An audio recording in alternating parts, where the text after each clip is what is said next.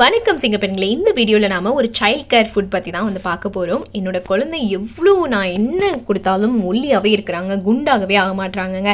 எவ்வளோ சத்து மருந்து கொடுத்துட்டேன், சத்து மாவு கொடுத்துட்டேன், ஆனாலும் வந்துட்டு குண்டாகவே ஆக மாட்டுறாங்க. என் குழந்தை மட்டும் ரொம்ப லீனாக இருக்காங்க அப்படின்னு நீங்கள் ஃபீல் பண்ணுறீங்களா? உங்கள் கவலையை விடுங்க. இந்த பொருட்களை வச்சு நான் இப்போ சொல்ல போகிற டிஷ்ஷை பண்ணி கொடுங்க. கண்டிப்பாக ஒரு சேஞ்சஸ் தெரியும். இதை நம்ம காலையிலையும் கொடுக்கலாம் அல்லது டின்னருக்கும் நீங்கள் வந்து கொடுத்துக்கலாம். அதாவது நைட் ஃபுட்டாகவும் நீங்கள் கொடுத்துக்கலாம். 7லேருந்து 8 மணிக்குள்ளே நீங்கள் ஃபுட்டு கொடுத்து முடிச்சிருங்க. சரிங்களா? சரி, இப்போ வாங்க நம்ம எப்படி செய்யறதுன்னு பார்க்கலாம். இப்போ நான் வந்துட்டு சின்ன பவுலில் அரிசி கொஞ்சமாக ஒரு 1/4 கப் அளவுக்கு நான் அரிசி வந்து எடுத்திருக்கேன். இது வந்து நம்ம சாப்பாட்டு அரிசியே வந்து நீங்கள் வந்து எடுத்துக்கலாம். நல்லா வந்து இதை பொன்முறுவலாம். சரிங்களா? பொன்முறுவல் நல்ல அரிசி பொரியிற அளவுக்கு நீங்கள் வந்து நல்லா வறுத்து எடுத்துக்கோங்க. இப்போ வந்து இதை நம்ம ஆற வைக்க போகிறோம். சரிங்களா? இந்த மாதிரி ஒரு பெரிய பிளேட்டில் ஆற வச்சுடுங்க.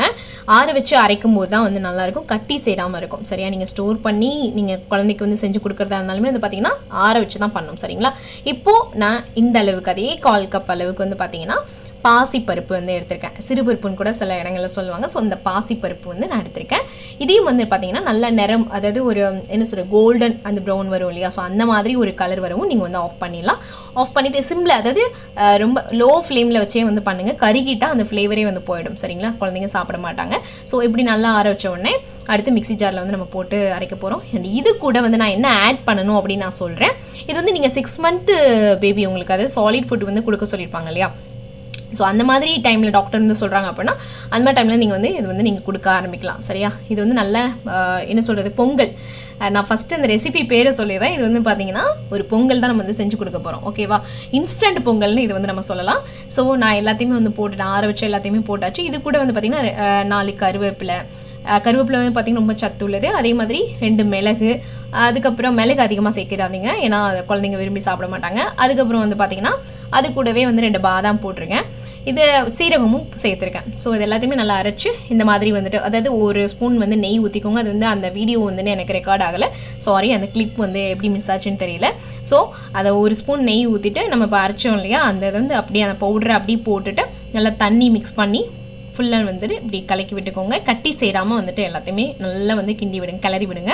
ஸோ இப்படி கிளறி விடும்போது என்ன ஆகும்னா அப்படியே வந்துட்டு அந்த ஃப்ளேம் வந்து லோ ஃப்ளேம்லேயே வச்சு வந்து நீங்கள் கிளறி விடுங்க. அப்படின்னா தான் வந்து ரொம்ப நல்லது.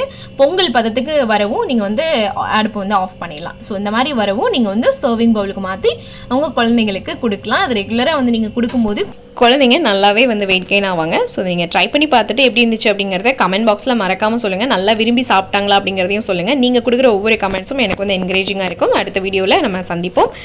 இந்த வீடியோ பிடிச்சிருந்தா லைக் பண்ணுங்கள், இதை நிறைய பேருக்கு ஷேர் பண்ணுங்கள். மறக்காமல் நான் சொன்ன மாதிரி கமெண்ட் பண்ணிடுங்க. அண்ட் ப்ரெக்னென்சி ரிலேட்டடாக இருந்தாலும் சரி, சைல்டு கேராக இருந்தாலும் சரி, சைல்டு கேரில் மெயினாக ஃபுட்டு பற்றி, ஓகேங்களா? ஸோ என்ன டவுட்ஸ் இருந்தாலும் நீங்கள் கேளுங்க, கண்டிப்பாக நம்ம நெக்ஸ்ட் வீடியோவில் அப்லோட் பண்ணலாம். ஓகேங்களா? ஸோ அடுத்த வீடியோ ப்ரெக்னென்சி வீடியோவா ஒரு சைல்டு கேர் வீடியோவா அப்படிங்கிறது நீங்கள் சொல்ல போகிற கமெண்ட்ஸில் தான் இருக்குது. நீங்கள் கேளுங்க, கண்டிப்பாக நம்ம அப்லோட் பண்ணலாம். சரிங்களா?